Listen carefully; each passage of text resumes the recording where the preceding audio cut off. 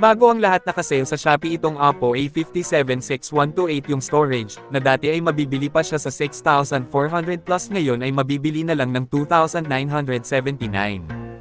Napakamura na lang talaga kaya ano pa ang hinihintay nyo? E-check out na agad, pindutin lang ang link na nakapin sa comment section. Maraming salamat po.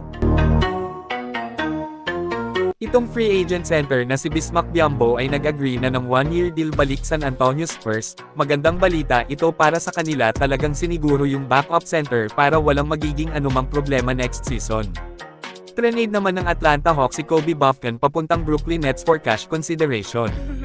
So sa mga hindi pa nakakaalam mga kaibigan, huling araw na po ngayon ng mga kupunan para pagpirmahin yung mga manlalaro na gusto nilang makuha. Kaya naman malalaman na natin ang patungkol kay Jonathan Kuminga sa Golden State Warriors. Pero bago yan, grabe itong Los Angeles Lakers, plano talaga nilang kunin si Andrew Wiggins. Maganda yung naging aksyon ng front office nila ngayong summer, nakuha nila ang sharpshooter na si Jake LaRavia. Nakuha naman nila ang dominanteng sentro na si DeAndre Ayton, nakuha din nila ang isa sa kilalang matibay na defender ng liga na si Marcus Smart.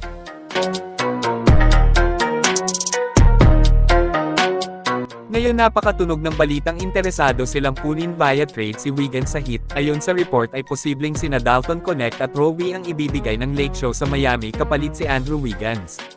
Kapag nakuha pa ng purple and gold ang dating Warriors champion ay isa ako sa naniniwalang magiging napakalakas at napakatibay na nila, panlaban na sa lahat ang grupo kapag naikasa ito ay sure ball na palag na ito sa playoffs kapag kumpleto ay may chance ang magkampiyon.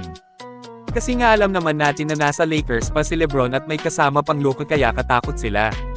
Kayo mga kaibigan, ano ang masasabi nyo sa Andrew Wiggins to Los Angeles Lakers? Mag-comment lang. Samantala may bagong balita ngayon kay Jonathan Kuminga ng GSW galing po mismo kay Shams. Ayon sa report ay tinaas na ng Warriors front office ang offer nila kay Jonathan sa 3-year worth $75 million with a team option for the third season. Team option ibig sabihin hawak-hawak nila si JK dito, sa tingin ko mukhang trade lang din nila ito sa mid-season. Marami ang naniniwala na magkakagulo lang ang Warriors kapag bumalik si JK, kasi pinaniniwalaan ng lahat ang storyang ayaw na ni Kuminga maglaro sa Dubs dahil kay Steve Kerr. Tinaas na ng GSW ang offer nila kay JK, baka pumirma na ang batang player ng Dubs. Aasahang susunod agad dito ang pagpirma naman ni Al Horford sa Warriors.